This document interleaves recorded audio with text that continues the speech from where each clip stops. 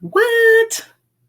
I gotta tell you, I was a little paranoid about the show starting because the last time when the whole stream got messed up, and it was like, whoosh, so I'm like waiting. You have stream PTSD? Yeah, so I was like waiting like this. Okay, is it gonna switch over? Is it not gonna switch over? What's gonna happen?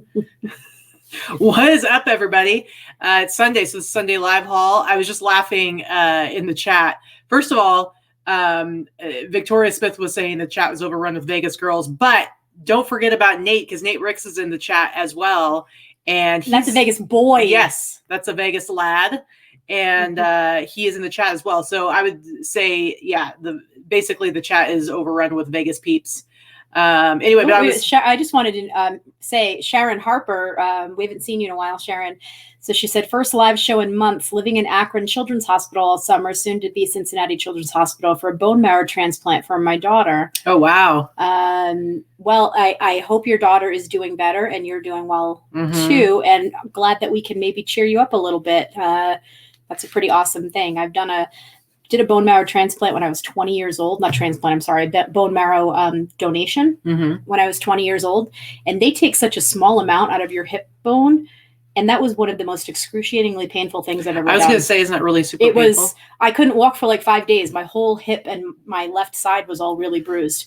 Wow. And it was I had a friend that had a child that needed to be tested and we all went and got tested and I wasn't a match, but then someone contacted me and said I was a match for someone else. Yeah. So I donated. I don't know who it went to, but I think it was a young girl. Well, that's awesome. Sharon, we're really happy to see you in the chat. Yeah, absolutely. And hope things go well with the move. So anyway, happy Sunday. Happy Sunday. So this is our last show for a while. Well, we're not entirely sure. So we are leaving tomorrow morning. We're getting up bright and early, 5 o'clock in the morning. We got to do all of our shipping tonight, which is kind of crazy because it's a weekend. And usually, weekends are obviously you have to ship a little bit more. But this weekend in particular, for me anyway, I don't know about you, but for me, I've actually had some really good sales. I have about 18 to ship so far. Yeah. So I'm going to have like, I think around like 20 or so, depending on if I sell any more between now and tonight. But that's, I don't sell like you sell a higher volume than I do. So for me, it's like, man, we're going to have, we have a lot to do. So after this show, we're going to do a little bit more work. And then we have a thing to go to at a friend's for dinner. We have Rosh Hashanah tonight. Yes, we have Rosh Hashanah tonight. And then after we go home from that, then we have to do all of our shipping. Shipping late night. Yeah. And then we got to pack. And then we're getting up at 5 a.m. and then we're driving to Anaheim for the Burn Conference that we go to every year. If you guys remember, those of you that were around last year, we were in Grand Rapids, Michigan for it. It's in a different state every year.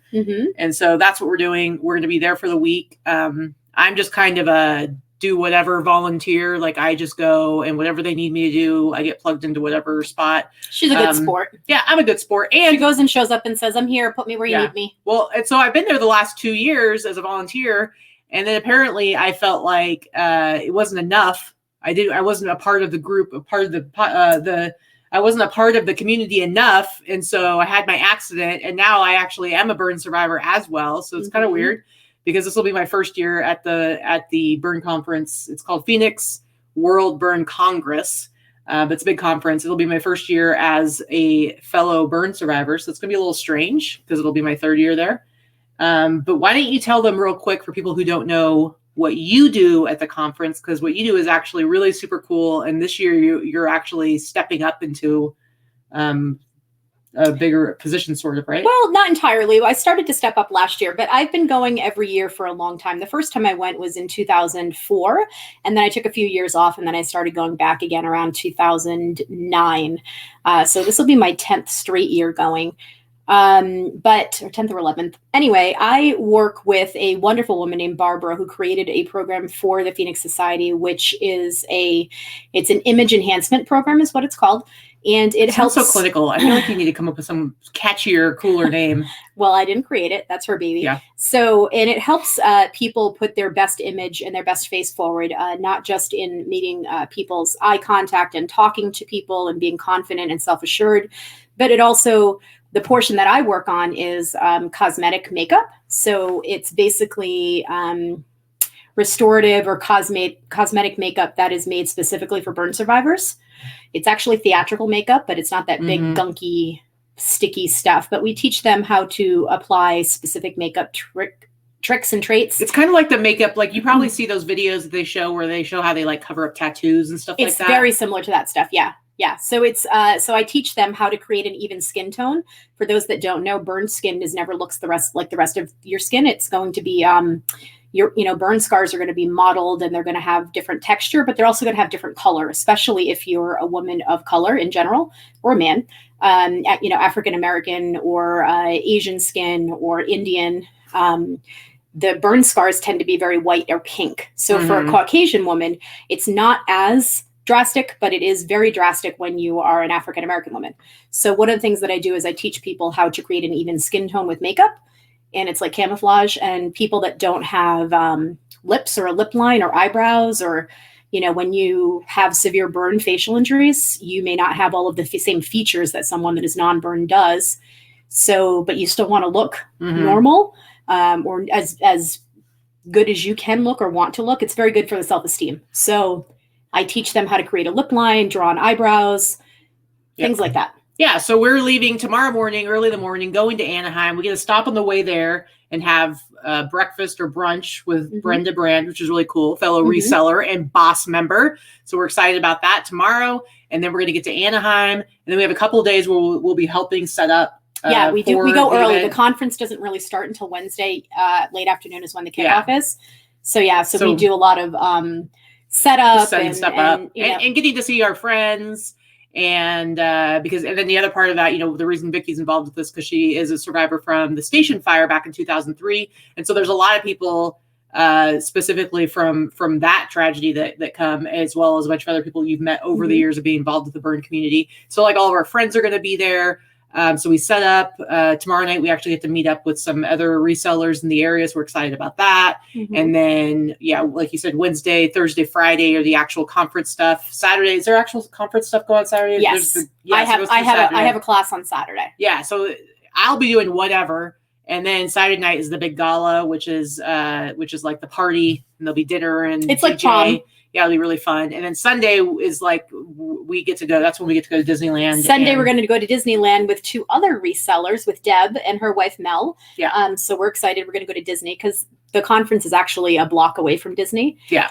We were going to be married there this weekend. That was the original plan, was we were going to get married right before the gala, but we have postponed the wedding until next year. So we're still going to go and have a lot of fun and hang out with all of our friends, and get to have a couple of reseller friends that we get to hang out with that happen to be in the area too. So I'm excited. So there's definitely no show next Sunday at all. But you should be following us on Instagram, because we'll probably, do some, share pictures, maybe do some live video. We're going to be doing, going on rides and all kinds of stuff like that. We're not going to make any promises, but we might have a show during the week. We might do a live show during the week, possibly on Wednesday. We don't know yet. If it doesn't happen, it doesn't happen. If it does, then bonus show when we weren't expecting to have one. But we're going to see what we can do about having one, but we're not going to push it. We're not going to try and, the week is really all about the burn conference. So if we can fit it in, we will. If not, sorry, guys. Yeah, sorry. So between camp and these are the 2 weeks out of the year that we, my time and Katy as well now is just dedicated to this organization, two different organizations, but both in the burn community. Someone asked real quickly, Grandma Cheap. I'm a survivor of the station nightclub fire. Just Google that. Google my name, frankly. February 20th, 2003. 2003. Yeah. I had founded the original charities that helped the survivors and the victims' families of that station fire. Yeah. So Red Neckerson Resales is in the chat. I wanted to give him that's our other friend Nate. He's in the chat, and hey, I just wanted to give him our condolences. I guess a sort of a sad shout out. Nate's mother did pass away just recently. She'd been sick for a long time, and he was taking care of her. He's been her caregiver for a while. Yeah, so I'm really sorry, Nate. So we just wanted to say, Nate, that we're really sorry. We know you come and watch our show a lot, and we love you, and we're friends with you on Facebook, and so we've been seeing stuff that's been going on, and so we just wanted to give you some boss love. And I hope you're feeling better yourself physically. Yeah. So. And we're glad to have you here. So.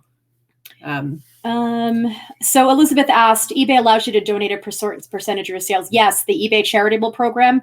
Neither one of the organizations that I work with are signed up for that program. I should probably get them signed up. The two organizations are Camp Ayopsuit and the Phoenix Society. Mm-hmm. So, yeah. All right. So let's get into our show. I think that's all of our kind of intro stuff. I know that we got to do. Well, we got a lot going on. We got to let them know that with what's going on. Got to fill in the peeps. Yeah. And so it's a Sunday live haul. We break up the show into 3 different parts. The first part is us going over our numbers. If this is your first time watching us, I'm Katy. This is Vikki. Sorry, I don't have a whole long AKA thing to go through, but rude. AKA my fiance. Is that good enough? Is that a good shortened version? AKA lots of things I could say that would make you roll your eyes or hit me. Anyway, we go through our numbers for the week, our actual sales numbers, to give you an idea of what we actually brought in and what some of our costs are. Of course, we don't cover like our overhead costs or our taxes, but we do kind of give you a rough layout of what our sales numbers are, so you can follow that from week to week and kind of see what we're doing. Yeah, basically our cost of goods and our sales, and then obviously you guys can figure out eBay fees and things like that. But we show our eBay fees. But I mean, overall, if you know the cost of goods and you know the sales price, you can figure out the majority of the rest. But we show you our shipping fees and our eBay fees and things like that. So we show you our net. It's not our net, but it's the net of the sales amounts. Yeah, it's all basically when it comes down to is when you're looking at another seller and they're showing you, hey, I grossed $20,000 this month. Or, hey, I shipped out 20,000 packages this week. All that stuff is kind of, it doesn't really make any sense. It's super arbitrary if you don't know what their cost of goods are. Right. Because everything else you can kind of guesstimate because you're all resellers. You kind of know like what kind of costs are involved with shipping things. You understand how the fees work. If somebody sells a certain amount of money on eBay, you can calculate the basic fees. So the only kind of real unknown is the cost of goods. Once you know the cost of goods, then you can get a better idea. If their $20,000 gross comes with an $18,000 cost of goods, then it's a lot different than if their cost of goods was half that. Right. So anyway, so we just like to be transparent and let you guys know. And then the next part of the show is where we go through our sales highlights. We show you the cool things that we sold over the week. And I think we both have obviously we have plenty of $15, $20, and $30 items that we don't share with you. That's how we get to the numbers that we have. But we try to show you the cool and we're showing you all fun things, stuff. And like we always say, our stores are linked below at any time you want. And I know some of you guys do follow our stores more closely than others. Mm-hmm. You can see what we're selling and all of it.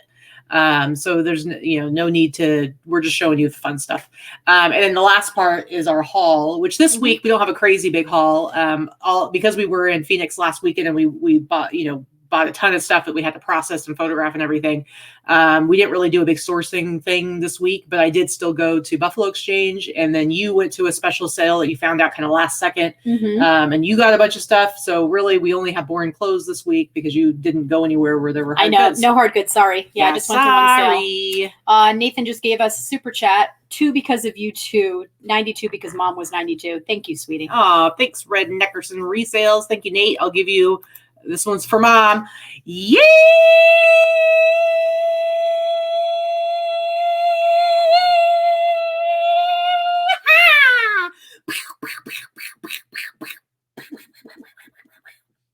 That was an extra long one for sure. That was for mom.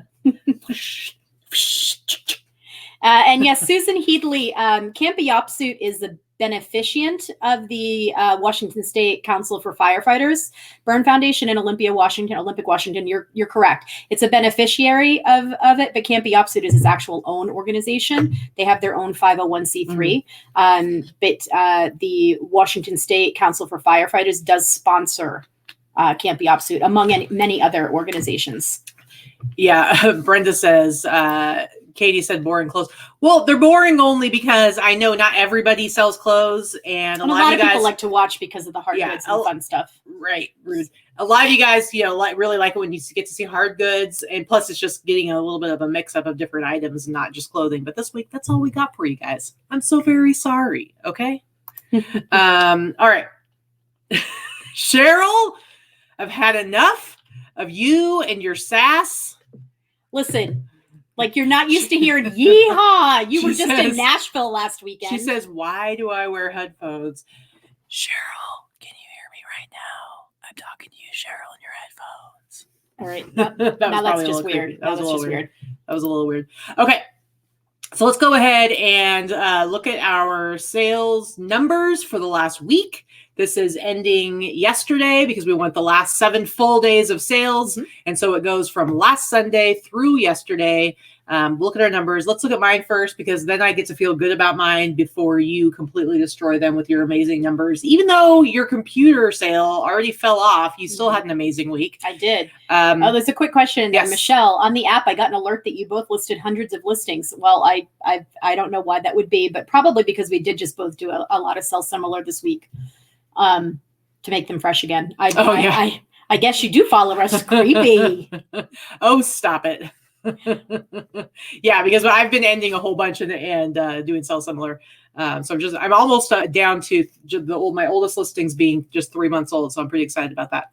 Okay, so I'm going to go to sharing our screen. Here are my numbers for this last week up through yesterday. I had 26 items going out through eBay, 11 through Etsy, for a total number of 37 items.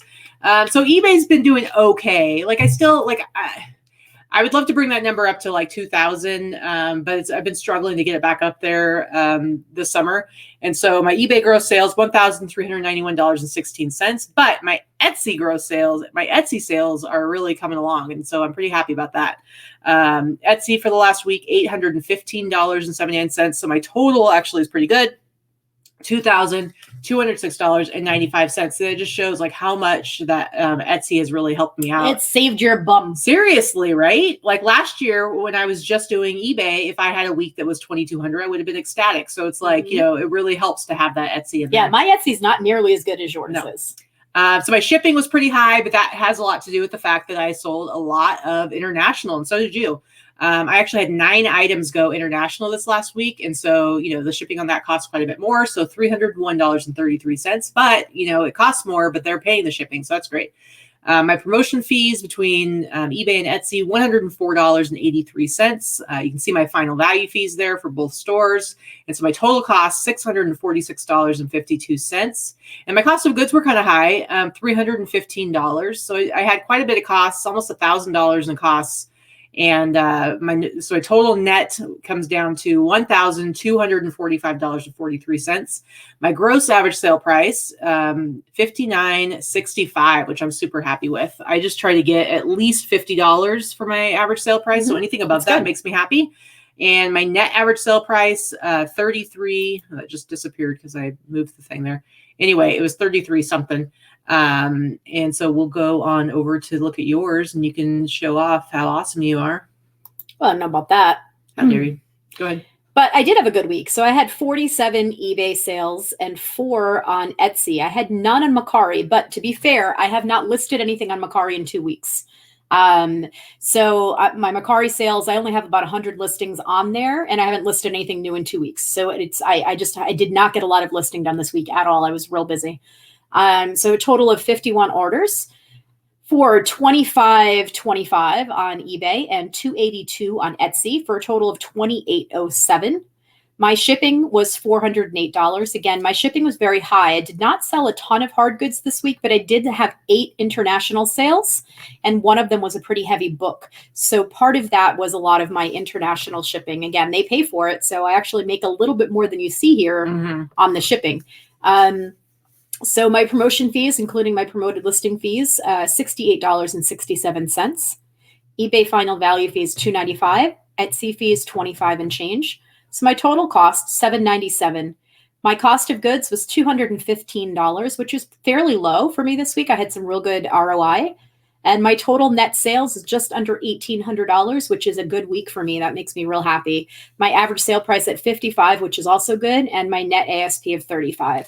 Woo woo! Looking good. Yeah, I'm pretty happy with this week, heading into being gone for a week. I know, right? We're gonna be gone for a whole week. So man, luckily we're only gonna have to do 5 days extended handling time. And we're gonna so we don't put our store on vacation. We don't do anything like that. We just basically push our handling time out and hope for the best. And usually we do okay with that. I do want to show I should have had this already up, but I wanted to show, I really like the way, it's similar to eBay where Etsy will show you kind of what your numbers look like compared to the year before. But I feel like they give you a little bit more information, so it's kind of cool. So I'm just going to show this real quick. I like looking at this. So when I look at my last 30 days, I'm pretty excited because it's almost up to 3,000. I did hit 3,000, I think, last year in December, I believe, and then it went down after that. So, but that was during Q4. But and you've made 500 sales. Yeah, I'm over 500. I'm like at 530 or something now because that was like sweet, a while because ago. I only have like 200. You're at about 200, yeah. 220, I think, or something like that. So you can see right here my revenue for the last 30 days, 2821, and that's just with about 1,200 listings total. But right here it says 393% year over year. So this is over the same time period last year, and I hover over that. And it says the same time last year, I was at $571.87.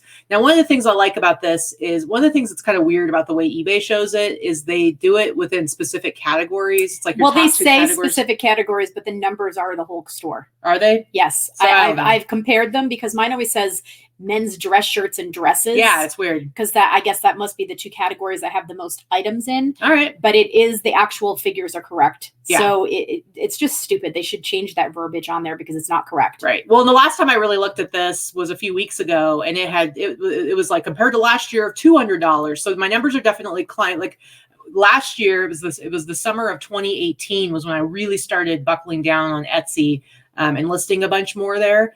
And so I was just starting to kind of climb in my numbers. And so a few weeks ago, last year, it was at about 200. Now it says 571.87. And of course, right now it's almost getting close to 3,000. And it's kind of cool though, because I can see like, oh, in the last 30 days, I've had 48 orders on Etsy. And then you click on that or you hover over that and you can see I only had 13 over the whole month in the same time range last year. So it's just kind of fun to look at these numbers. You can see the visits and the total views compared to the last year. So Deb and Mel, she sells resale, are at the Long Beach Flea Market visiting Mo and Linda. So say hello for us. They said they have bad cell reception. Yeah. But they wanted to pop in and say hi. Yeah, for sure. Hello. Good to see you guys. All right. Jen Lee says, I took off all promoted listings when Promogeddon started, LOL, then added it back at 1%. I will say I didn't touch mine. I didn't touch them. They're still at trending, and I'm still selling about 40% of my sales through promoted listings, which means 60% are organic. So take that for what it's worth. I haven't touched a darn thing since Promogeddon started. Promogeddon. Yeah, a week ago. So nothing changed for me. Well, and that's the thing, guys. You really should be. I mean, not to drag this. I promise. I'm not trying to drag this show out. Yeah, longer. I don't want to get into that today. I know, but I wanted to show people really, really quick. Just give me 1 second. Here you go. Really, really quick. I just want people to look at this. It'll take me 2 seconds to I just want you to look at. I'm going to share the screen real quick here. So all I want to show is, listen, if you're worried about like, okay, how has Promogeddon affected me? If you customize this, and let's go back. I'm going to go back to the beginning of June, and I'm going to go to today, and I'm going to apply. And I'm going to look at, if you look at your impressions, there's a drop off that's basically that's just today. Yes, that's today. That always shows. That's literally today. So look at my impressions, guys. Promogeddon. Where's Promogeddon? It only shows the drop off on the actual day that you're looking always. Right. But do you see the trends here? And then look at my sales. No difference. Anyway, so just for the rest of you guys, anyone who is thinking that anything's happening, that you're thinking like, oh, it's totally because they did this whole thing where my promoted listings aren't showing anymore, go look at those numbers because they don't lie. They don't lie. All right, let's get into our solds so then we can get into our haul. I don't know where our hole. Our hole? I don't know. What you're gonna get in your hole? I'm gonna climb in. That is inappropriate. Yeah. Love you. All right, guys. Let's look at. So we did things a little bit different this time because Vikki did this whole grouping of her solds, and so I don't know. We'll see if it flows a little better because of you did that, then I was like, well, I'm grouping mine too. So we've got stuff in groups, guys. We're grouping them. So Candace, quick answer to your question. I use trending rates. Me too. I don't put anything into promoted listing or on sale for the first week or so that I have something listed, unless I forget and it rolls in. But usually I have it checked off, don't roll into a sale. So everything's trending for me. Yeah. All right. So, I don't even know if that was my Rhode Island accent. That was just something weird. That was a terrible accent. We were making fun of Trish, our friend. We weren't Trish, making fun of her. We were channeling her. Our friend Trish Glenn, who's from Boston. We call her Boston, Trish and Diane. But we were driving home from running some errands, and people were driving like idiots today. So I was in back of somebody. I was like, "Turn on your blinker." That's my Rhode Island about Boston. And so then it's like, use your effing blinker. Yeah. And so then we were forced to call Trish. And then it was great because she's got this, she really does have an amazing accent that always makes me happy to hear.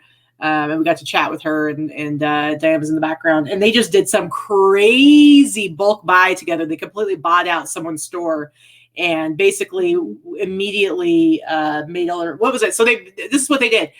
There was this woman had a store, we'll call it sort of like a Hallmark store, like one of those stores, gift shop type store. So like a brick and mortar store. They basically went and, Diane was like, said to Trish, like, hey, if we can get it for X number of dollars, would you go in half with me? And Trish was like, sure. And how'd she say it? Sure. And so then Diane went in, she negotiated, basically ended up getting it for half of what they originally were like, yeah, we do it for this much. So they got it for like dirt cheap. Then she even got the lady like to let them use her store space with her insurance and everything, had a sale, pretty much made all their money back at the sale where the stuff was. Then they took it all home. Then they had this last week, made another couple grand off of that.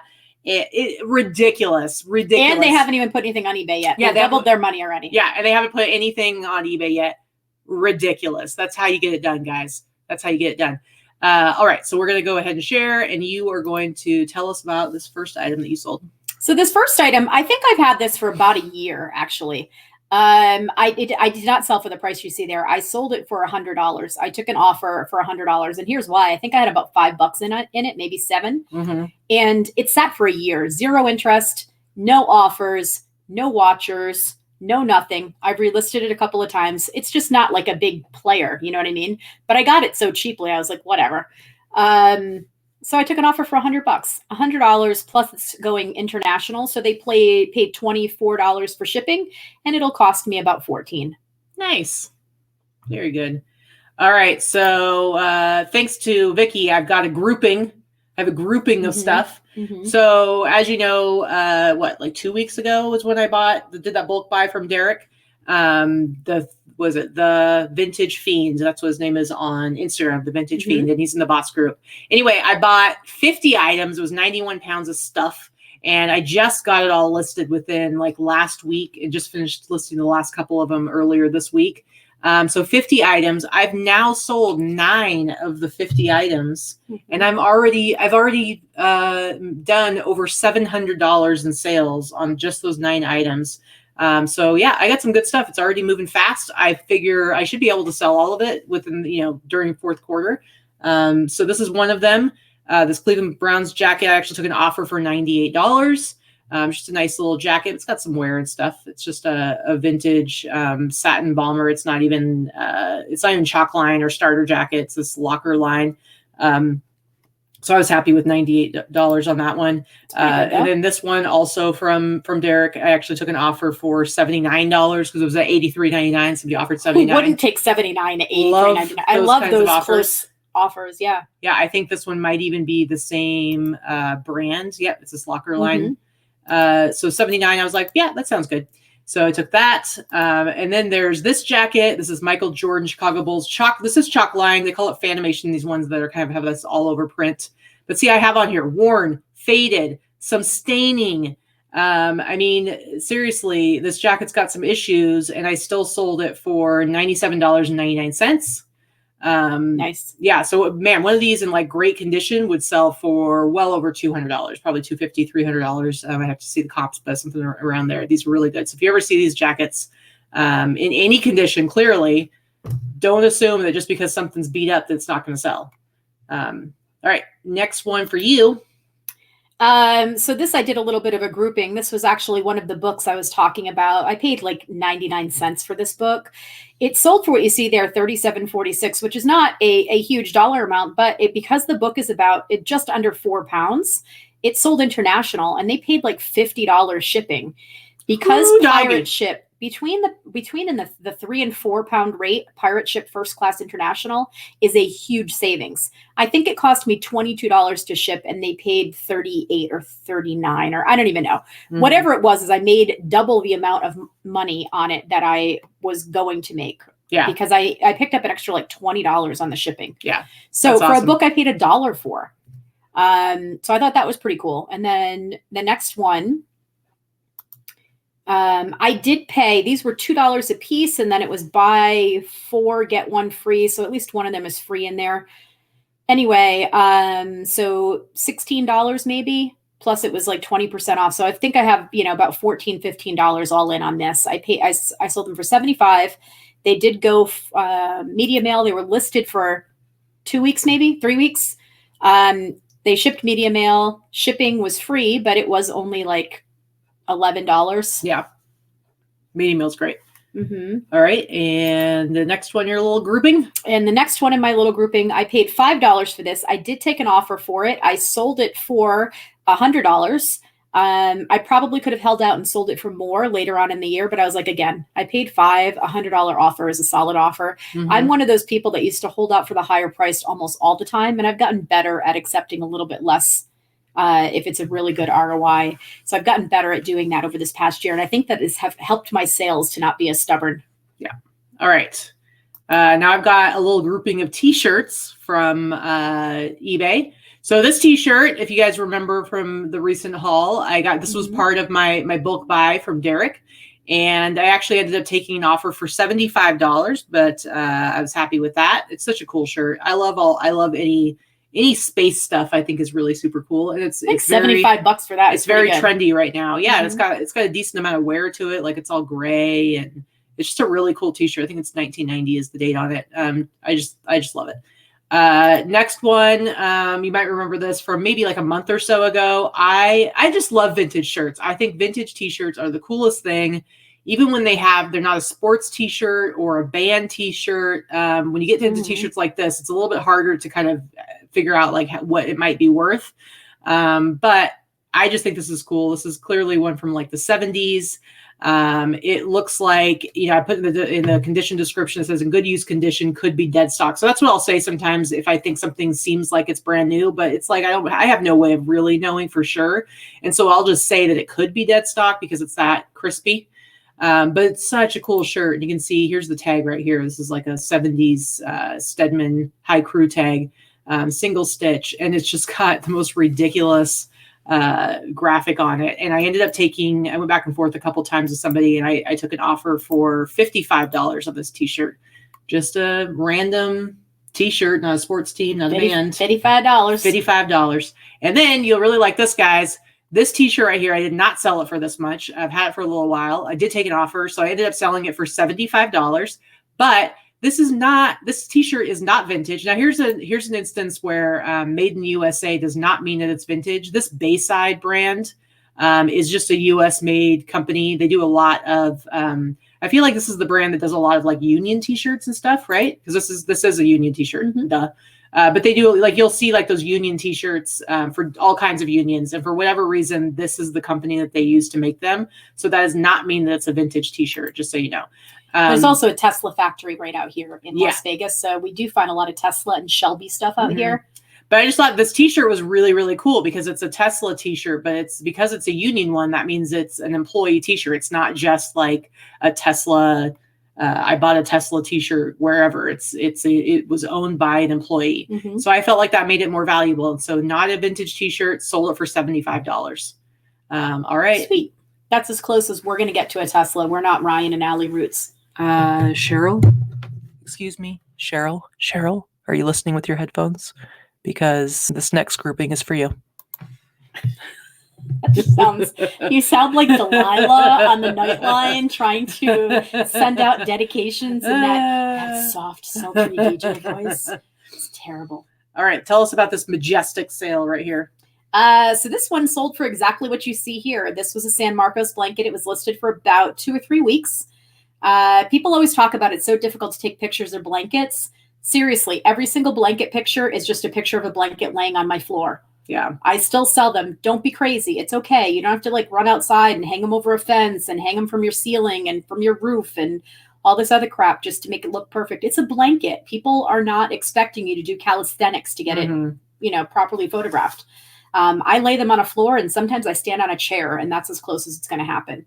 That's as good as it's going to get. So I paid $6 or $7 for this. It sold for $120 plus shipping of $20. Very nice, very nice. And it's very majestic. Remember how, like, when we were in Phoenix, you were, like, trying to not pick up tea? You were like, I've already bought enough blankets. And I'm like, come on. You just get it. Come on. I bought so many blankets in you Arizona. Sell them. It's true. true. And it really is pretty easy for you to photograph them because you just lay them on the floor. All right. So next one. This is another one. This is not even one of the, it's not San Marcos. It's not beater lack. It's this brand Velours. It's a little bit thicker. It's very plush. I've sold a few blankets. This one happened to have really cool koala bears on it and add some nice color to it. I paid less than $5 for this blanket. I did take an offer. I took an offer for $65. So I sold it for $65 plus $20 shipping. And I do charge shipping on these blankets. These suckers are heavy. They're anywhere from 3 to 5 pounds a piece. Yep.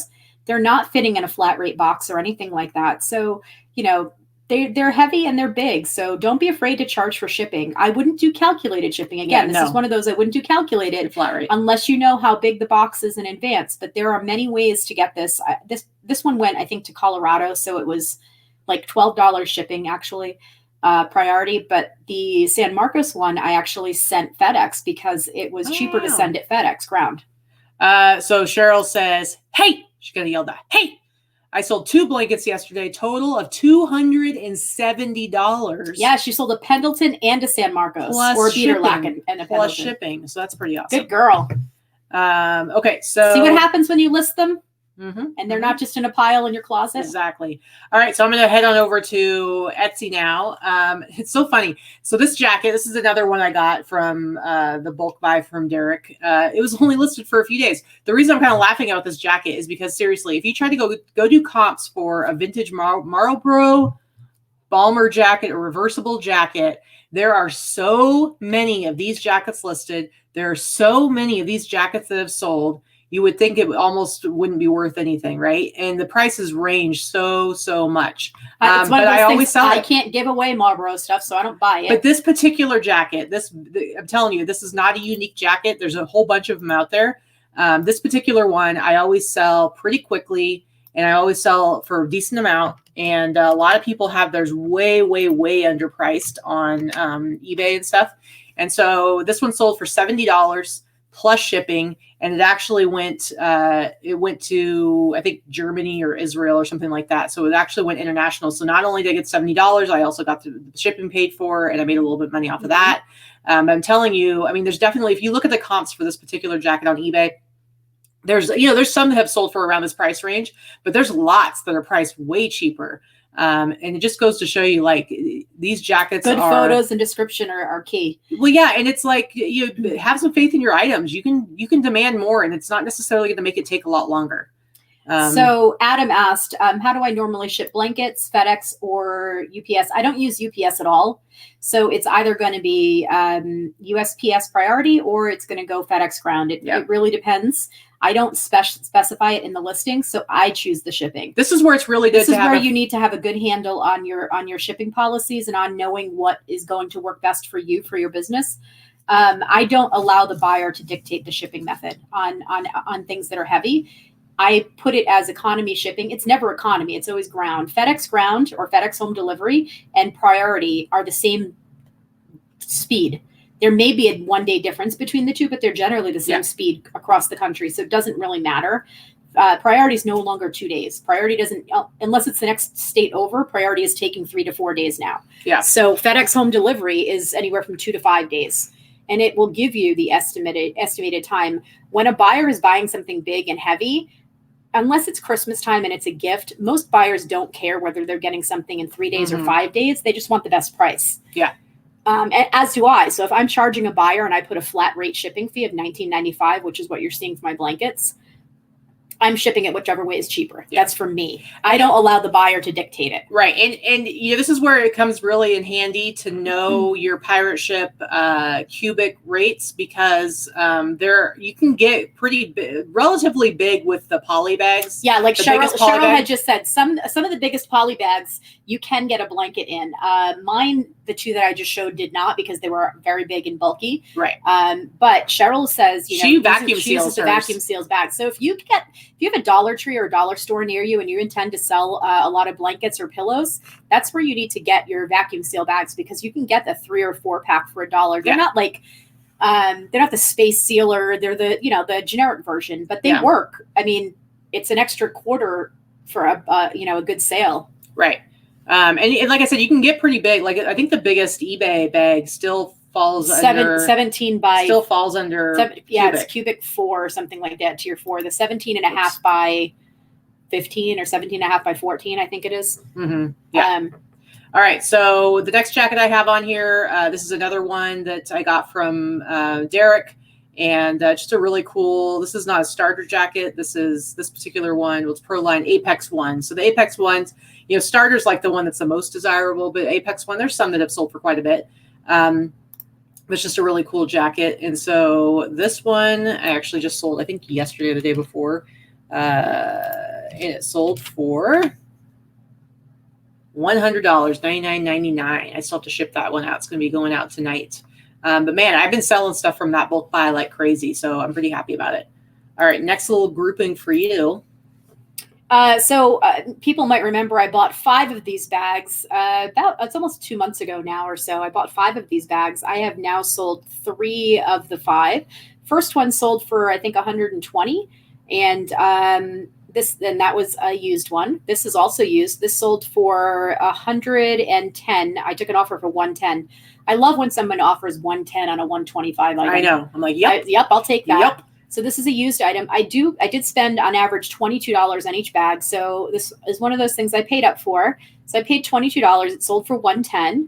And then this other one, which was a new one, this one sold for what you see here, $172.46. Nobody even made an offer. They bought it the full sale price. Nice. And again, I paid $22. So now I've sold 3 of these bags for about $400, and I was $120 something in. Nice.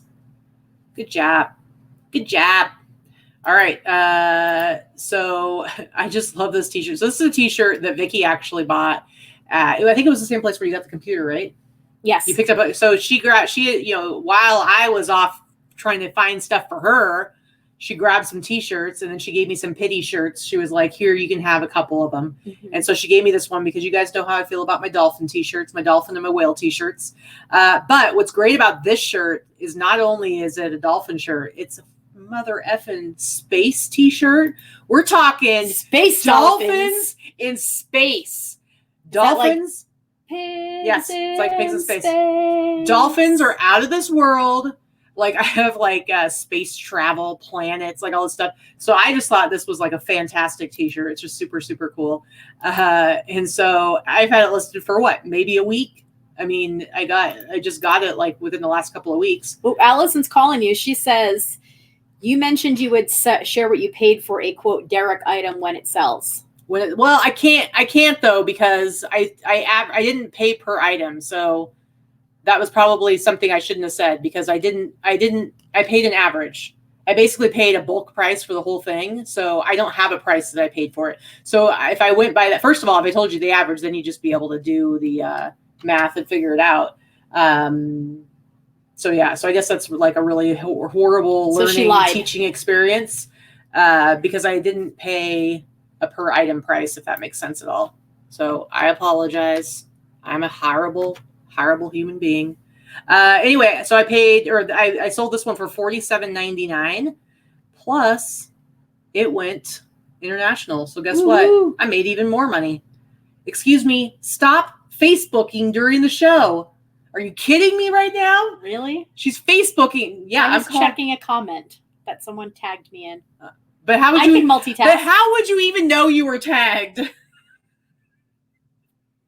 Rude. I'm rude. Anyway, they bought this for $48 plus it went international. So they paid like another $24 for shipping. Heck yeah. So all that for dolphins in space. Just saying. And you have $0 invested in it. Yep, pretty much. Anyway, go ahead. By the way, Adam says, did you know William Shatner is 88? Jeez Louise. Yeah, he's I know, it's crazy. He's old. So this is another one of my vintage finds. I know people, this is not something, this very much reminds me of like Dynasty, right? So Linda Evans and some big shoulder pads and super 80s. This particular brand, Louise Farad, is a good brand though. They still currently make clothing. It's a high-end designer. So I picked this up for maybe $5 or $6. And it's sold on Etsy for dolphins in space. It's sold for $109.95. And it was shipped first class because it's very lightweight, a lightweight silk dress or satiny dress. Fancy. And it weighed under a pound. Fancy. All right. Last one. Oh, that was also a real good one where my buyer asked, I had many offers on eBay for that over the past few weeks, but they were all super lowball offers for like $30, $35. Rude. And I kept countering back. I think the lowest I countered was $75 a few days ago. And then a buyer bought it full price on Etsy. And then the same buyer that I had the last counter offer sent me a message. I ended the item on eBay, sent me a message yesterday and said, did this sell? I said, yes, for full price, $109. Wow. All right, guys, last one. If you remember, so now this one's actually showing the price because I had two of these. So I've sold one. I still have this one available. If you remember a few weeks ago, maybe, definitely not a month ago. So a few weeks ago, I was at Buffalo Exchange here in Las Vegas, and I found not one, but two of these amazing Polo Ralph Lauren lamb's wool sweaters. They're just fantastic. They had them priced at $24 each. So I bought them both, and one of them sold. I did have a sale going. This sold while we were in Fedex still. So like, I think it sold last Sunday, or Monday, maybe it was on Monday. And it was a sale. So they paid like about $160. It was like they paid about $160 plus International. It went to Canada. They paid the shipping. Okay. Whoop, whoop. So I paid $24 for it, sold it for $160 plus shipping, and I still have one left. So just selling one, I already profited and made money over what I paid for two of them. Woo! Ridiculous, you guys. Ridiculous. So sometimes you got to pay up. You just got to. So right. Adam asked a question in the chat, which I did know the answer. Jen asked, I'm sorry, Jen Lee asked, who knew that the Michael Myers mask was made from a William Shatner mask? Besides Katy. I knew that too, actually. Did you know that not because of me? Yes, I knew. Because I told you that like a couple of years ago, and I like to repeat my facts. That's true, but I did know that before you. Yes. And Candace had asked a little while back if I had started the new Stephen King book. No, I don't have it yet. If I didn't get car sick reading in the car, I would totally be reading it on the way to California. But I might pick it up while we're gone, so I have something to read at night. I read every day, so.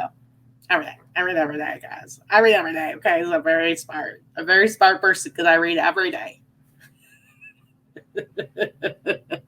I just want to make it a point to let you know that I read every single day.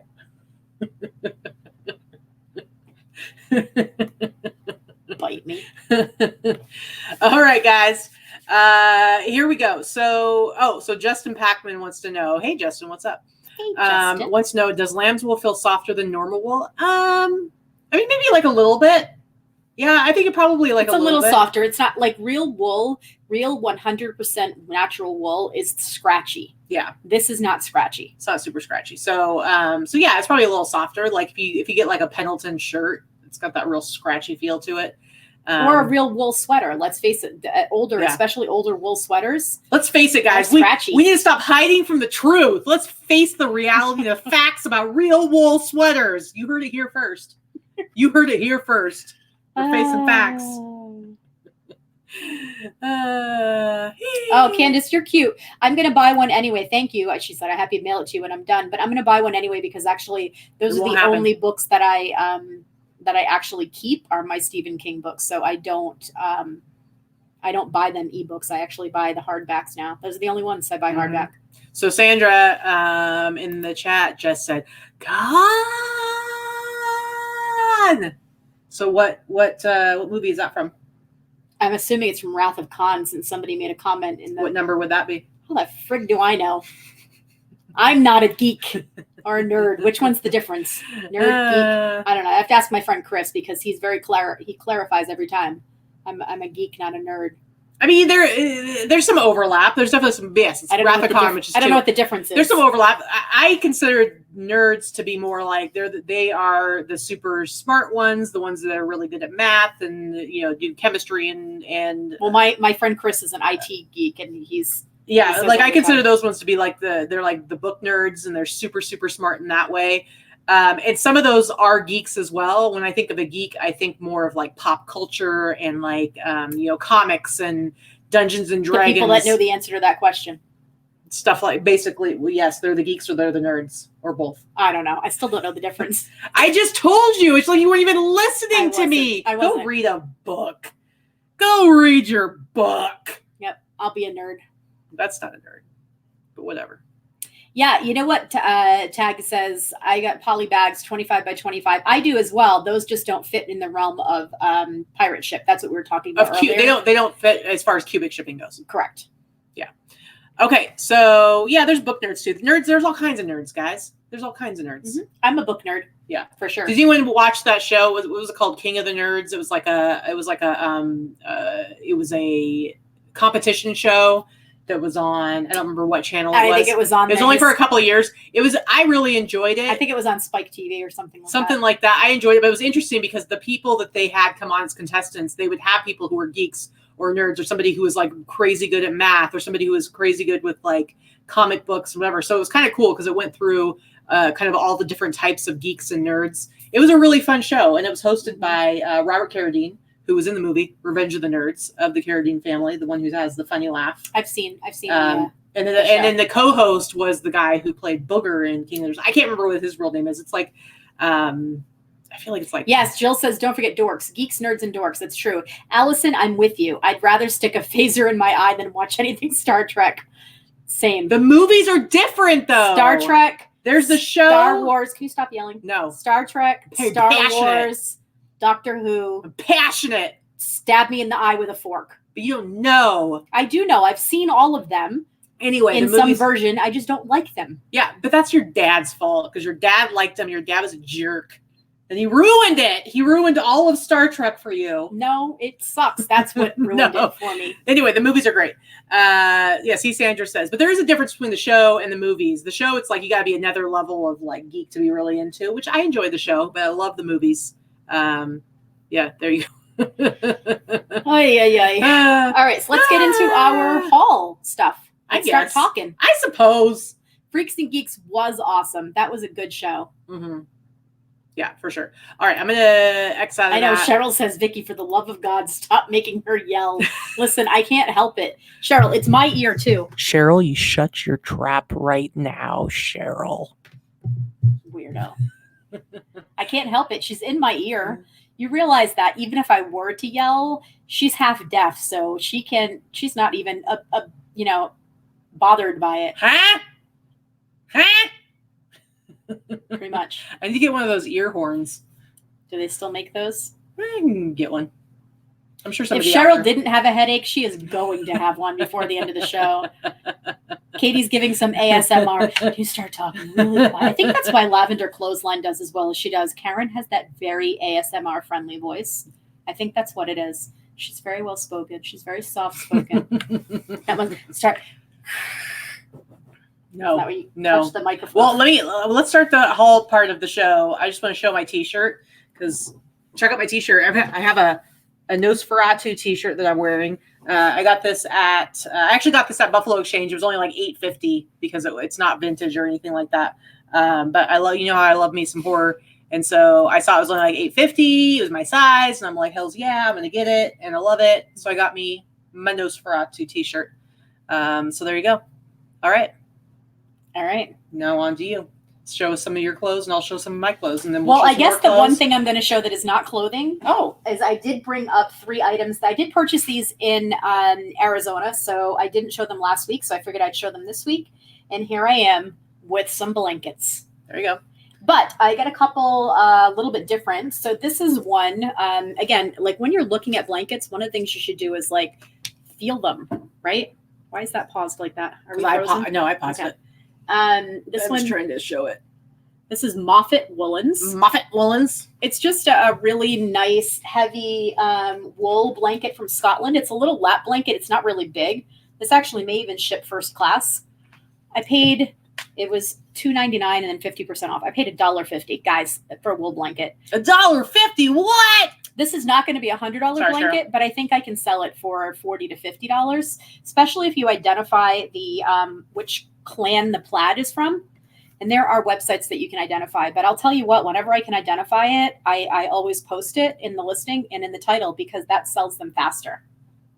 This may actually be a Campbell plaid. It's close. It's real close to the Campbell plaid.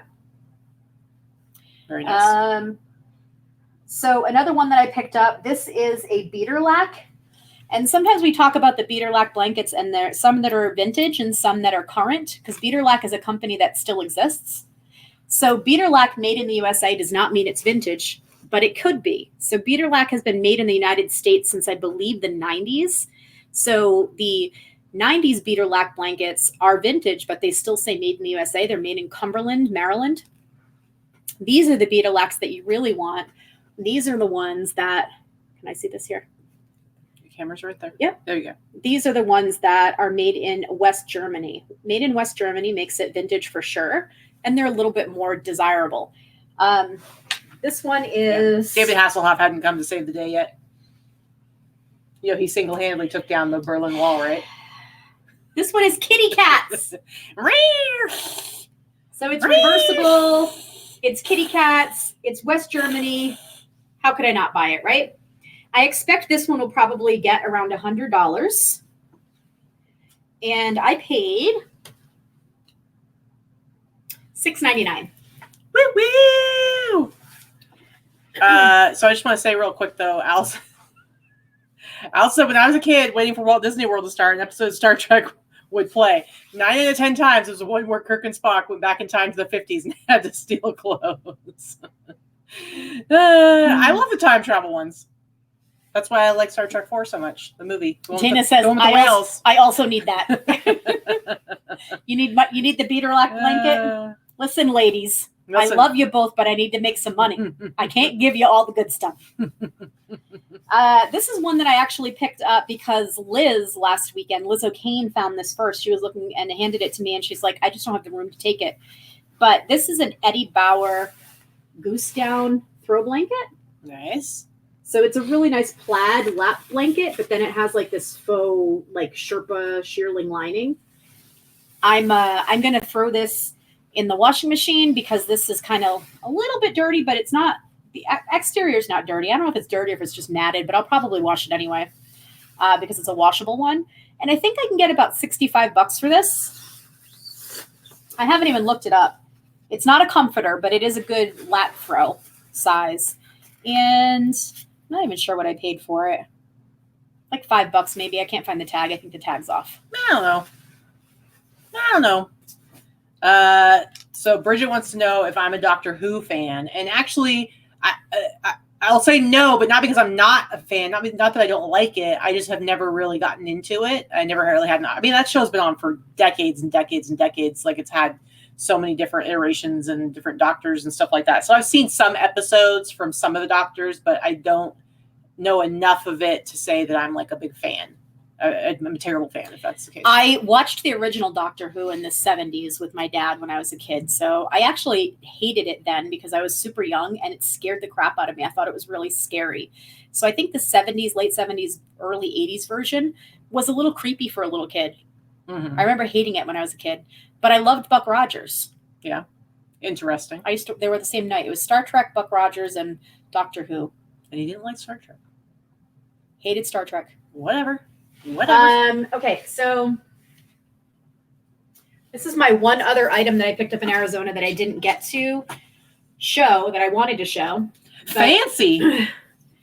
So this is one of those, I paid $10 for this at a garage sale. I bought it from this nice woman who said, I bought this to wear at my wedding and then I didn't end up wearing it because I couldn't lose enough weight. So it's hung in her closet since the 90s. It's this Lawrence Kazar. This is a real popular, it's this heavily beaded sequin stuff. The jackets sell really well if you get them cheap enough. They can sell for $60 to $75 or so, but this is like a wedding dress. So it's got the jacket on top, and then it's a sleeveless dress, and it's full length, and it's just this really pretty champagne color. It's heavily beaded with seed pearls, and it has the little matching handbag. So I bought this. Yeah. This is really pretty as a mother of the bride dress. That's how I'm going to market it.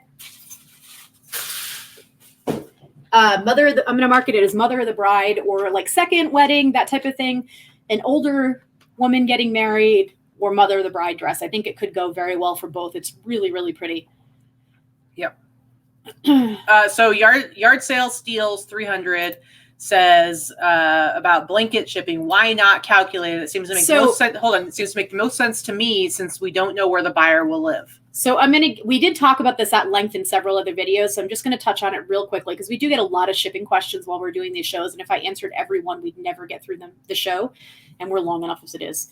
But what I'm going to say is if you live on one coast or the other, calculated shipping, depending on the size of the package, is going to look far worse for your buyer on a package that has DIM weights. So if it's over 12 by 12 by 12, it's going to look, if it's over 12 by 12 by 12, and I'm here on one coast and I'm shipping it to the other coast, even if it's 2 pounds, it's going to be calculated at a much higher rate than it actually will cost me to ship FedEx or ground or one of the other methods.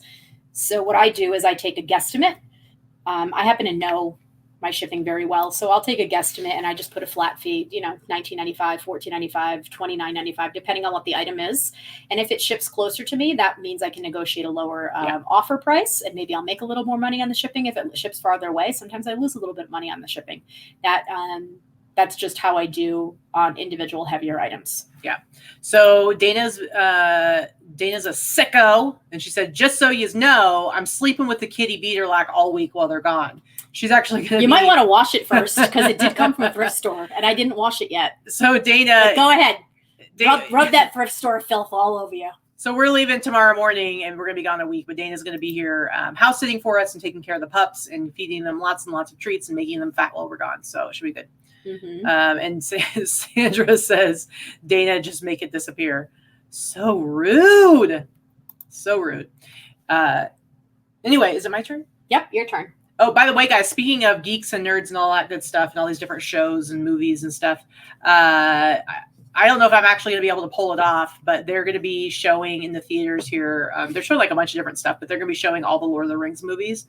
This one over here hasn't seen any of them. So she already said she would go to the first one with me. So if I can get her to go to just one, I don't know. We'll see. I think she would like it if I said it's a good movie. It's a good series. Come on. You already said you would go. You already said. All right, guys, let's look at what I got. I only brought up a few t-shirts to show. And I've got some other stuff. So G. Jasso asked, did you guys know that boxes from the USPS are no longer going to be in stock? I think it's the regional boxes that they're discontinuing. Mm-hmm. I don't use them anyway. Regional boxes have never really worked for me. As a matter of fact, I've had both sizes for years and I got rid of them all about a month ago and I cleared out.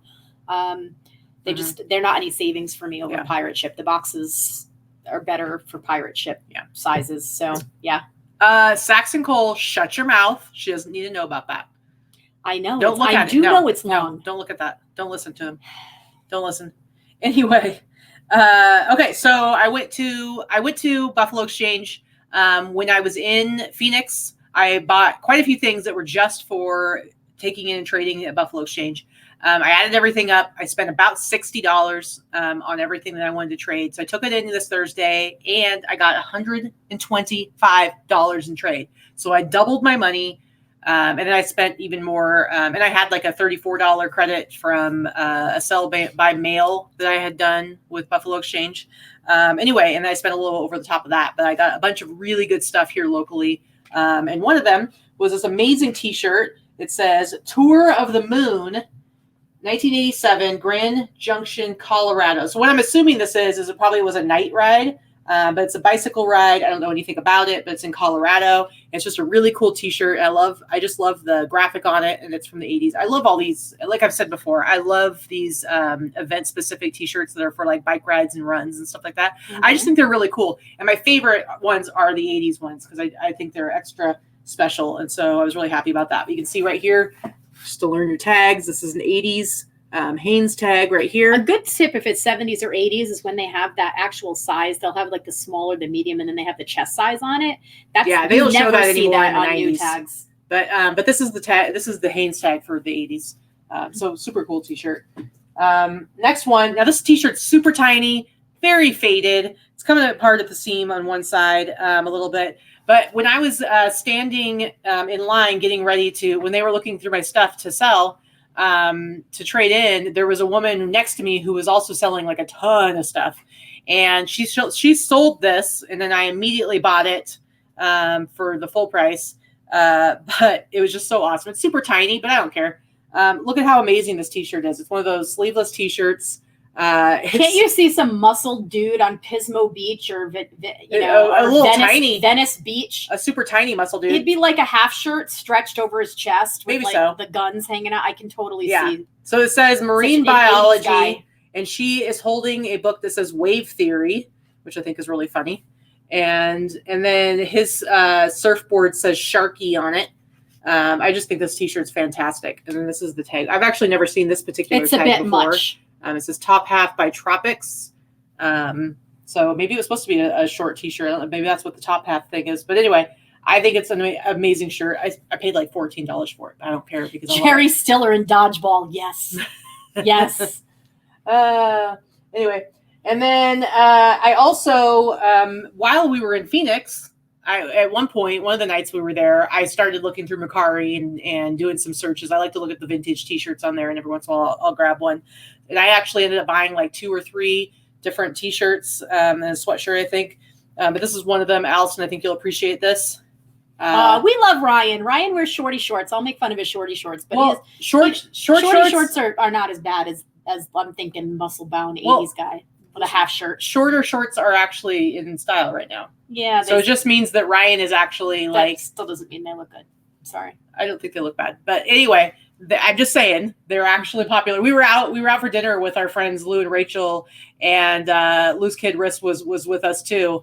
And Lou was trying to give him shit about fanny pack, whatever. And I was like, listen, old man, nobody's going to listen to their dad who's like 50 talk about how uncool a fanny pack is when they're actually cool now. They're cool again. They're cool. So I don't wear them. Listen, and when you've got a big butt and a big belly, a fanny pack is not the thing to be accessorizing with. Yeah. But anyway, short shorts are actually in style again for guys. I think they're better than the super long cargo shorts. Well, it's better than the cargo shorts or the 90s, jorts like sure. what Kevin Smith likes to wear. For sure. Anyway, so I got this on Mercari. This is an amazing 90s ski T-shirt. Cannon Valley Ski Resort. Cannon or Canaan. It's Canaan. But look at that. It's amazing. Double-sided. Love it. It's a beauty. It's a beauty. Love it. Love it. So I was really happy with that. I think I paid like $10. It ended up being like $10 once the shipping was like $5 plus shipping or something like that. Yeah, Citizen Styles or Citizen Kane, aka I'll sell fanny packs. Yeah, but I won't wear one. I mean, some people wear them as fanny packs, and even that is in style again as well. And then you wear them over your shoulder. Yes, but it's in style. Katy wears one over her shoulder. Yeah, they're in style, and not ironically. It's just the way it is. So, I mean, what can I say? Another one that I think Allison will also like. I got this one. She liked that one. She commented. Yeah, she liked that one. Mm-hmm. This one I got after she sent me a message through Facebook Messenger saying tisk tisk Facebooking while on the show or something. How do you know she sent you that message? How do you know she sent you that message, Cheryl? I apologize. I'm just very upset right now. I'm feeling a little passionate. How do you know she sent you that message? Ugh, the irony. So sad. Anyway, I got this at Buffalo, and I was very excited. It says, "Life's a mountain, not a beach." And this is I like that because life's a beach was like the big saying. Yeah, I like and it's just for people who like the whole, either they like skiing or they like hiking or mountain climbing or rock climbing. It's just a really cool sweatshirt. I think it's awesome. And it's not. It is raised. It's kind of like not quite puffy paint, but yeah. It is raised. Now let me show you something real quick. This particular one says 1989 on it. You can see. I think you can see it there. Yeah, it says 1989. Yep. And so I just want to show this tag real quick. This is a Fruit of the Loom tag. And this particular tag, usually you're going to see it on 90s t-shirts. Well, but 89's a cusp. Let me finish. Woman, get back to your Facebooking. Okay. My point is, what I'm trying to say is that when you start paying attention to the dates on the sweatshirts and t-shirts that you buy, it gives you an idea of when tags are. And so what I'm going to say is if you find a t-shirt or a sweatshirt that has this tag, you can safely assume 90s, but occasionally, although somewhat more rare, you will find stuff that's from the late 80s with this tag. But you can always say 90s, and sometimes it's going to be 80s. That's all I'm trying to say. Sandra, that's when Rebecca was born, 1989. You are a cougar. Such a cradle robber. All right, go ahead, old lady. Here we go. So the only thing I sourced this whole week was I went to a sale Friday afternoon. I had a friend that sent me a message Thursday night and said, hey, there's this special sale. I'm not going to say what it was because I don't want to put the word out there. And I'm sorry, I don't hold a lot of things close to the vest, but it is a resale thing that happens twice a year, and it's for charity. But it was full of designer items. It was an entire warehouse full of designer items. And the most expensive thing there was about $50. And there were lots in that price range, but I didn't buy any of them. I actually only bought one thing for $40. Everything that I bought, and I was there for an hour. I was in and out in an hour. I spent $400. I could have spent 4 hours there, but it was so full of people and nowhere to put the stuff. And my arms were full. And I had this little kid follow me around holding 2 huge IKEA bags. I was just so overwhelmed that I was like, okay, I'm done. Well, and the thing is, it was the first official day of the sale, but the previous day, it was like a private preview that's probably just for the people who actually like regularly support the charity. That's true. That's exactly what it's for. So next time you're going to I got to get on that list. Well, the reason you even know about the sale is because of one of those people who does get invited to the early thing. And so next time you're going to do some work to make sure that hopefully you can get in for the day before, because you probably would have found even more amazing stuff. And you probably want to come with a little bit more scratch to lay down. Yeah. Now that I know what this is like, I will definitely buy as much as possible and go the night before if possible.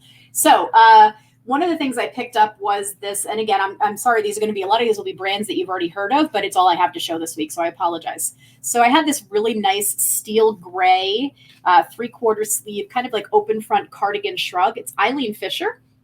I paid $10 for this.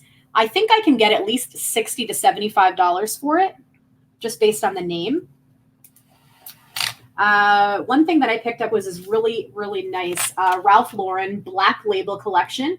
The Black Label is the most expensive. Black Label and Purple are the two that you really like with Ralph Lauren. Those are the higher end.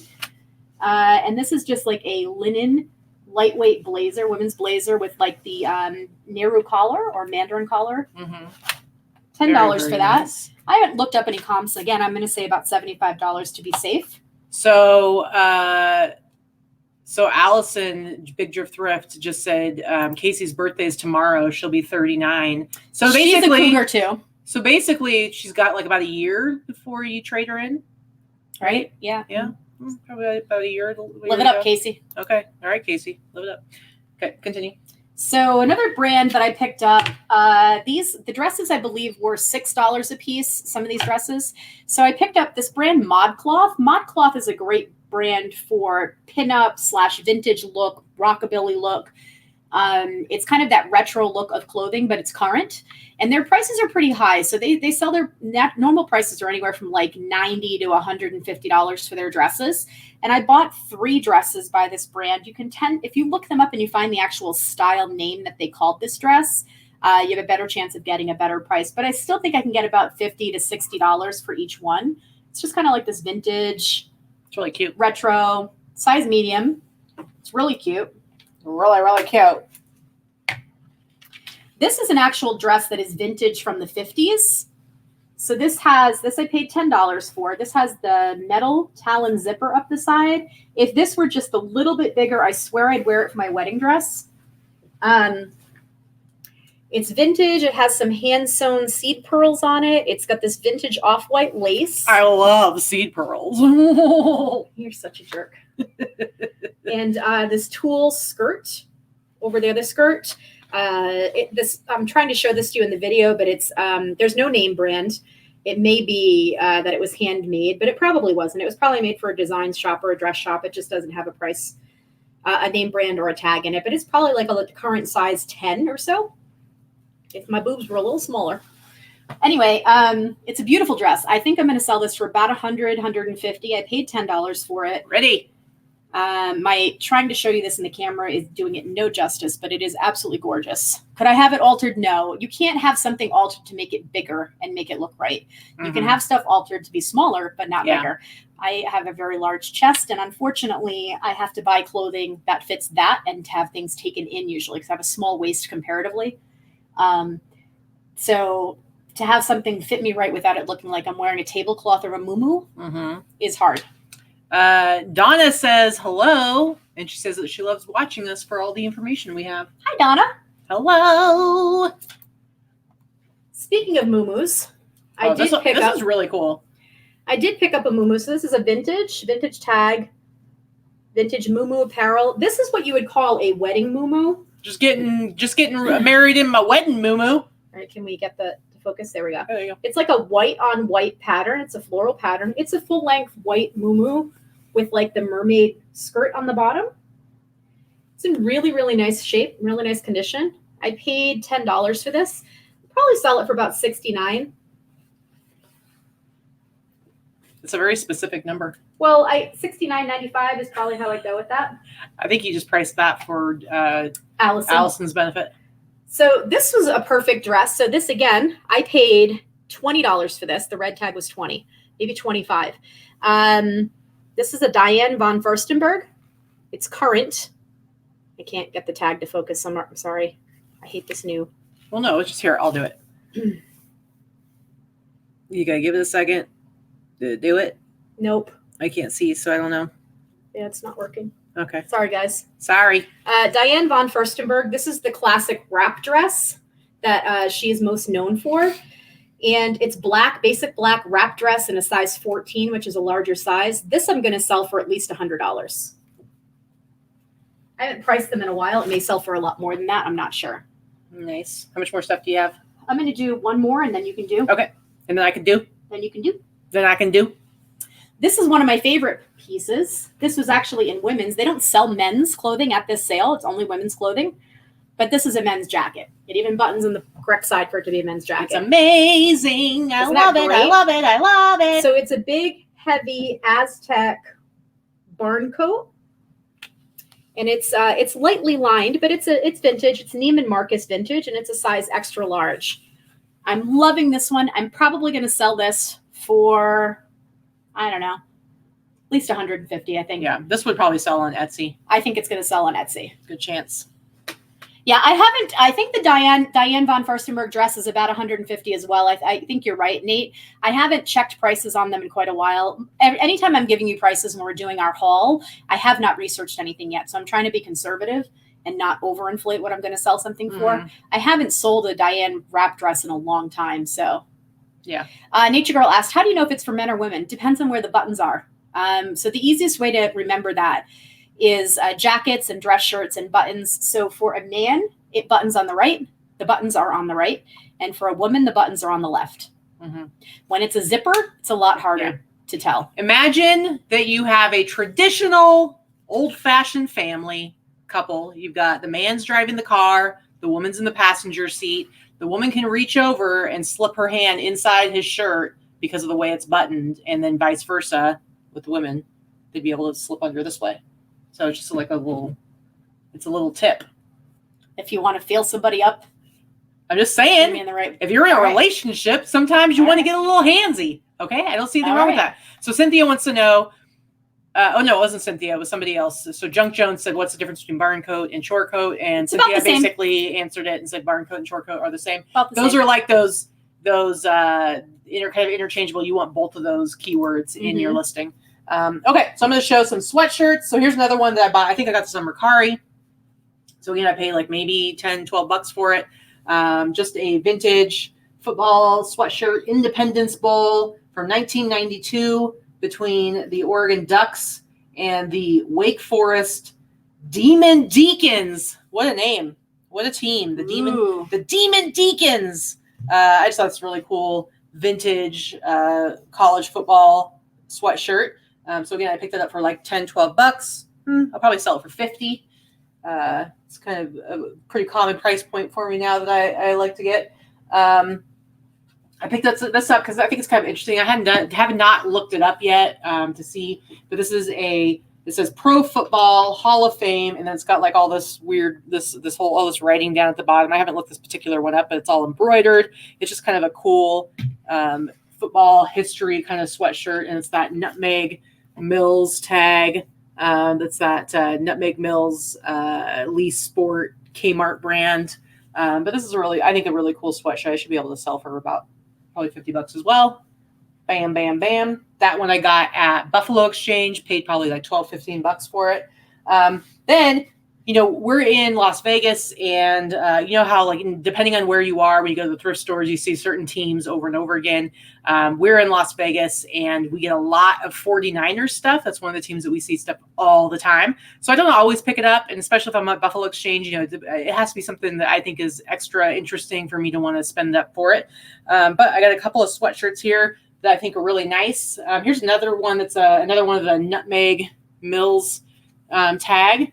But it's a really cool sweatshirt, and it's got it's just the coloring is really vibrant. It's in really good shape. I like that kind of whatever you would call it, that crest or that kind of thing in the middle. What would you call that? Kind of like a crest? I guess like a crest. Sort of like that. So I haven't seen this exact design before, and I just think it's in excellent condition. It's just a really nice bright red sweatshirt.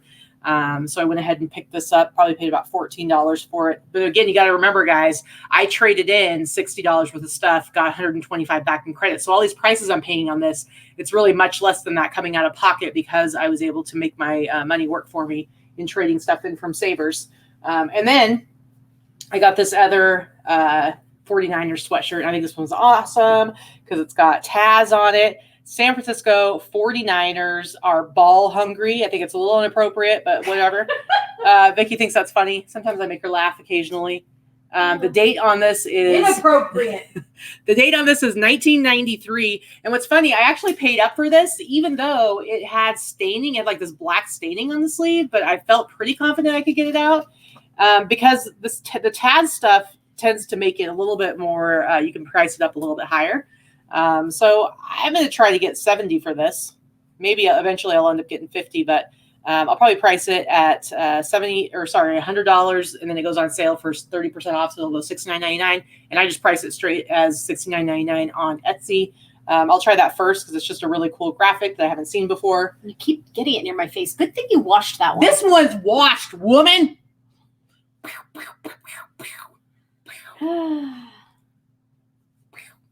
All right, go ahead. I have 3 things left, so. Well, I will go through this, and I'm not going to do them all, but this is another shirt that I picked up at that sale. I paid $10 for a Tory Burch. This is what the Tory Burch tag looks like. It's not quite as great as buying Tory Burch shoes and handbags and whatnot. The clothing doesn't sell quite as quickly or for as much, but still, for $10, I should be able to get 40 to 50 on this. It's just a woman's blouse. Let's see.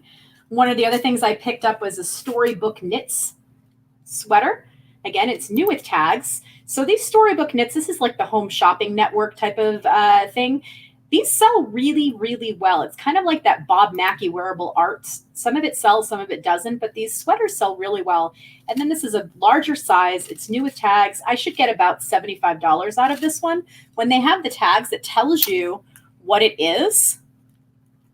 I think it tells you, they're usually they have like a nursery rhyme thing with them or some crap like that.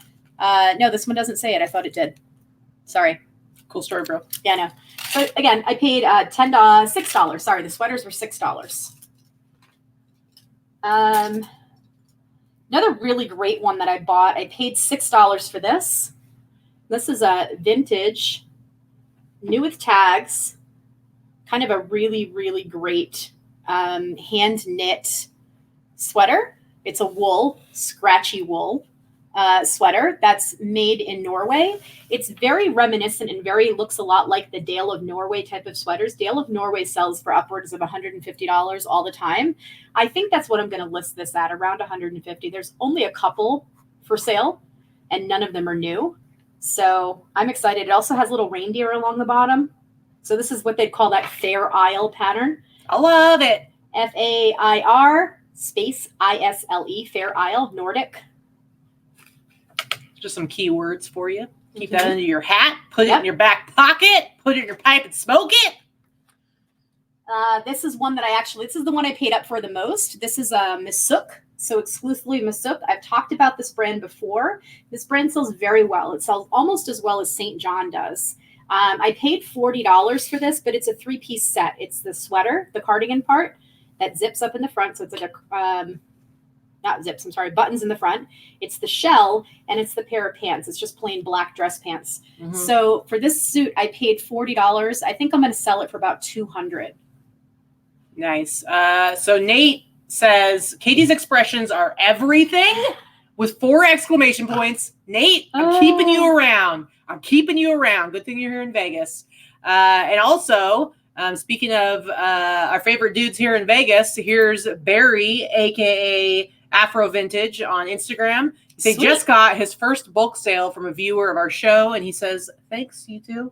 Thanks. You're welcome. You're welcome. I sent him a message last night and said we are going to do our sushi. I owe him sushi for that for that computer. And as soon as we get back from California, we're going to set a time we can go do some sushi for lunch or dinner or whatever. Mm-hmm. So this is another Misuk. This one I only paid $10 for this cardigan, and I'll probably sell it for $75. A third Misuk,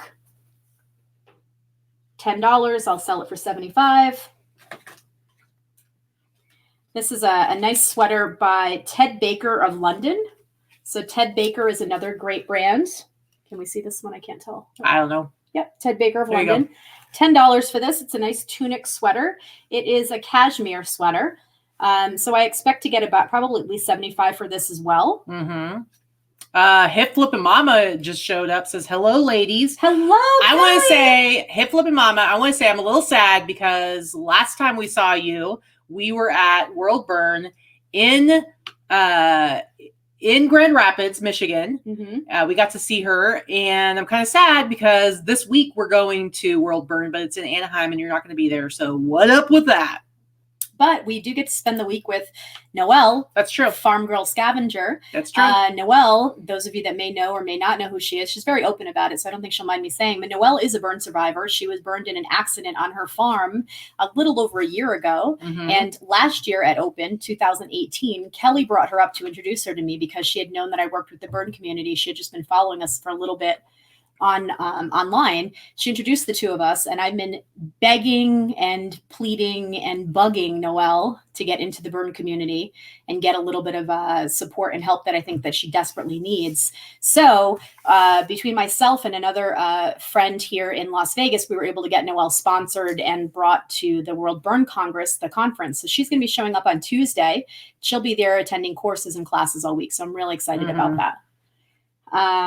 So I got 2 more things to show and then I'm done. So I picked up one piece of St. John. There were for $10. There was a lot of St. John available at this sale, but they did have it priced at about $40 a piece, which isn't quite enough room for me. I could have paid $40 and flipped them for $100, but again, I like a much higher ROI. So I went with This one St. John piece for $10. I'm sure I can get at least $50 for this one. It's interesting. Maybe more. It's not a sweater, so it's not the Santana knit, which is the more popular St. John stuff. And then my last two things to show are these last two. These are also that brand ModCloth, which is that retro style. That is a modern company. So I paid $10 a piece for these dresses, and I'll sell them for about 50 or 60 each. This is red. It's not showing very well, but it has this really great keyhole neckline when you button the button. It's got a little bit of a mandarin collar. So both really pretty dresses. I like to call that a cleavage window. A little cleavage window.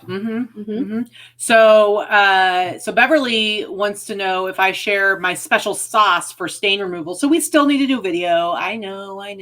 We still need to do like a little video where we show that stuff. But I will show you right now. So this stuff, it's at Dollar Tree. If you have a Dollar Tree nearby you, they're like a little 16 ounce. I think you can get it in like bigger tubs as well. But at Dollar Tree, they come in like a little 16 ounce tub that's like this big. And it says, LA is totally awesome. Oxygen base cleaner. And so a lot of people will use this. They'll mix it with other stuff to make their own laundry detergent. But it's really great stuff. And so what I do is I take that and I put it into another container. And I put some of the powdered stuff into it. I put in just however much I want to put in of Dawn dish soap, just like the regular basic Dawn, because it's got the degreaser and stuff in it. I put some of that in there and I add a little bit of water and I take a toothbrush and I mix it up so it's kind of this liquidy paste, not too thick, but kind of a liquidy paste. And then at the Dollar Tree as well, there's actually a spray of the same brand, the LA's Totally Awesome. It's like pre-stain treatment. And so what I'll do is I'll take something, I'll spray it with that pre-stain treatment, or not pre-stain, pre-wash treatment, whatever you call it. And I spray the stain, get it nice and wet. And then I take that kind of liquidy paste stuff with the toothbrush and I take that and I just scrub it into the fabric as much as I possibly can. Obviously it's not going to be super delicate fabric if I'm going crazy on it with a toothbrush, but I'll scrub that in really well and let it sit for like a good 10-15 minutes. And then eventually it goes through the wash. And most stains, like when you get those grease stains and stuff like that, most of them do come out. It doesn't, especially because you have the Dawn. Yeah. Some of those yellow stains you'll see on like a white t-shirt, those are harder. Those are the ones that I will actually soak. And so what I'll do for that is I will fill up like the kitchen sink. I will fill it up with hot water and I will dump like an entire one of these in there because it's only $1. It'll say like, oh, just a few scoops per gallon, whatever. So like one sink probably fills up with like 5 gallons of water. Something like that. I will dump the whole dang thing in there and I'll put 5, 6, 7 t-shirts in there. So it's like this soup and I let it sit for a whole 36 hours. And I tell her all the time that it's gross clothing soup because if it's got dirt, like a lot of this older stuff does, it's gray in minutes and it's so gross, but the stuff comes out super bright and white. Yeah. It really works well. Yeah, so it doesn't always work in everything, but it works pretty well. Okay, so again, we need to do a video on it because obviously we're an hour and a half into a video. Like most people are going to be like, hey, could you go check out that video and look at minute 90 to find out what we do? Anyway, so I got just 3 things to show you. So this, I usually, I buy some sweaters. Obviously, I just sold that Polo Ralph Lauren sweater, but I don't really buy sweaters very often. They have to be something special. Usually I'm just t-shirts, sweatshirts, and jackets. That's my jam. But I saw this and I knew I had to buy it. I knew. Look at how fantastic this is. This is a gorgeous, super rockabilly. Like this is just like quintessential, like some dude that super wants to dapper swing dance rockabilly. Like, So this is, it's made in Austria, 100% alpaca wool. It's Fanny Lemmermeyer, Vienna. And there's the tags. Vintage 50s. I would say 50s, 60s. Now it's hard to really nail down when exactly this was, but this Jackman's Las Vegas, like that doesn't even, I don't think exists here anymore. No, it doesn't. But we can probably tell how long it was open. Yeah. And it's just really cool. You can see like this style, the stitch is like boucle. Almost a boucle. It's real close. It's not quite as thick pile as a boucle knit is, but it's real close to boucle. And then what you told me is kind of like a flame stitch. It's like a diamond. It's like a diamond flame stitch. Yeah, that pattern. It's close. I mean, flame stitch usually one color bleeds into the other in spikes. This is more of a diamond, I guess, now that I'm looking at it. When I looked at it quickly, I thought flame stitch, but I would go with diamond. So, yeah, whatever. Maybe I'll add diamond to the listing. Anyway, so I already listed this yesterday. I listed this like late yesterday, like last night. I priced it at $300. It went into the 30% off sale, so it's priced at like $210 on eBay. On Etsy, I just have it at $199.99. I've already got multiple offers. My highest offer, which maybe I should have taken it, but my highest offer was $175. Ooh, I probably would have taken that. I know, right? But at the time, I was like, I'm waiting. But I've gotten a $175 offer. I've gotten like a $155 offer. So I think I can sell it for $200. I mean, it hasn't even been up for 24 hours, and it's got like 5 watchers. I mean, the style is super, super popular right now. And I believe I paid like 20 for it, maybe. I think I paid 20. But this was at Buffalo Exchange, and it's just like an awesome rockabilly cardigan sweater. So I wanted to answer this question, Thrifty Falconer's wife. Thoughts on selling an Eileen Fisher merino wool and cashmere cardigan missing a pocket on the front? Doesn't look like it was ever there, but there is one pocket on there. So what makes you think that it's missing a pocket? Like maybe it was designed with only one pocket. I've seen them before with one pocket. Yeah, I'm not sure that I would. It's not as common, but I've seen them before with just one pocket. It's possible that that's the way.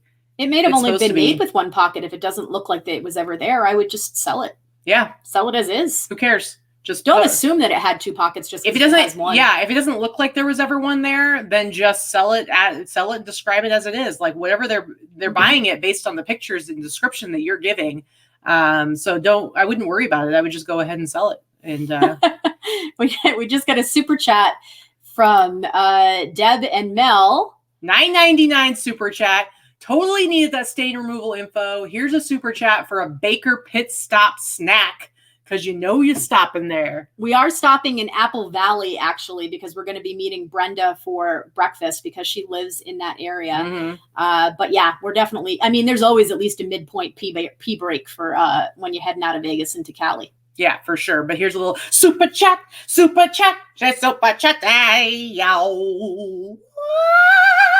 I don't know. Could you do the Mickey Mouse one? Because no, I don't do that. That's Teresa's special Teresa did that one. No, and you don't get to make requests since you won't do any of them. That's true. All right, so I just got 2 more things really quick, guys.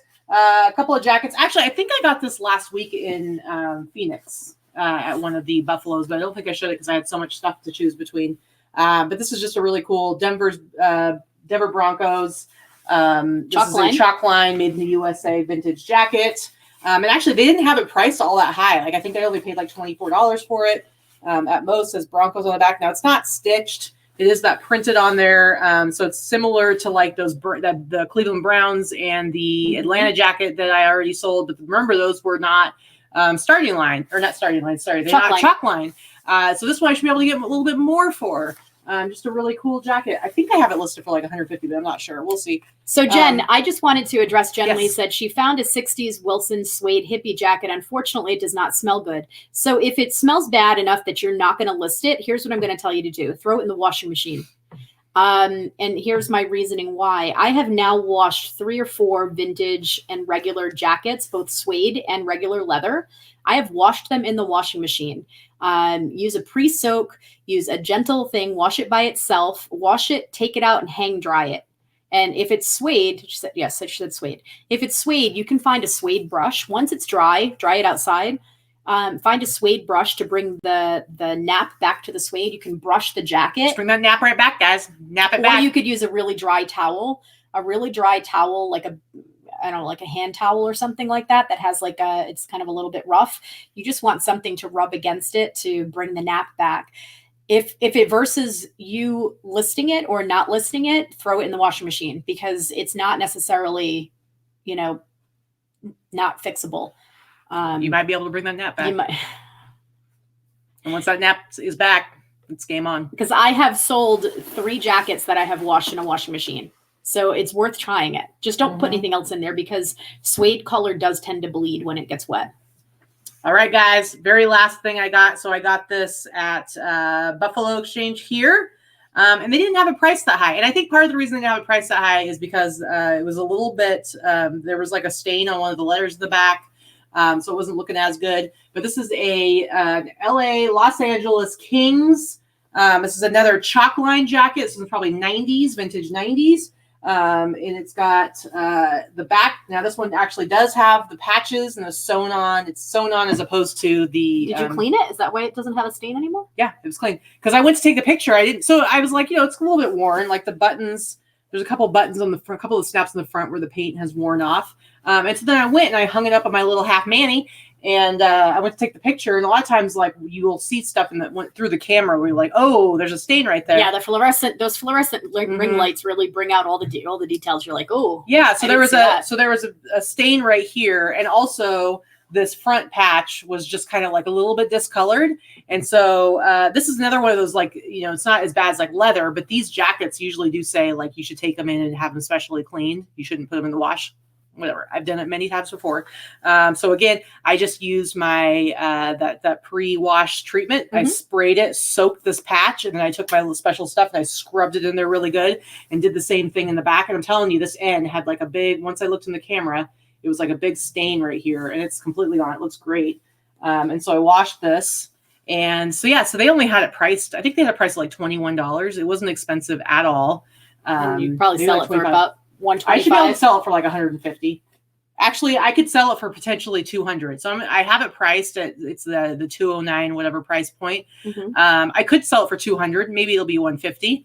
But these jackets do really, really well. And these ones, and you don't see as many of like the hockey ones. Like when you do find jackets, they're usually it's almost hockey football season, or it is hockey or basketball. season. You don't find as much hockey stuff, so it's always really cool when you find vintage hockey jackets. And so this is just a really nice jacket, good color.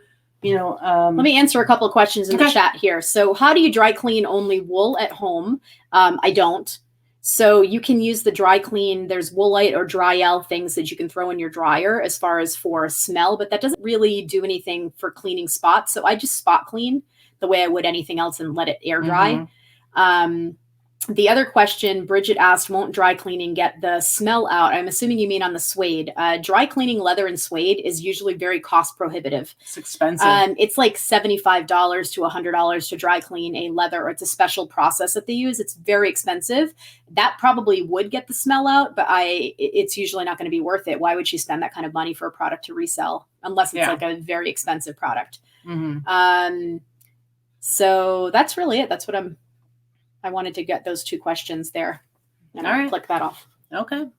Well, and like when you did you had that Pendleton blanket, which had a lot of stains on it. And so she actually just bought a bottle of Woolite and put it in the bathtub and dumped the whole bottle in there. And I had a filthy Pendleton blanket. And when I tell you the bathtub was black, it was disgusting. I had to do it twice. I filled the bathtub, put a vintage wool Pendleton blanket in there with half a bottle of Woolite in warm water. And actually it was cold water. I'm sorry. How did you soak it? I soaked it overnight, and I swished it around a lot with my hands, and I kind of, spot scrubbed a couple of spots that I could.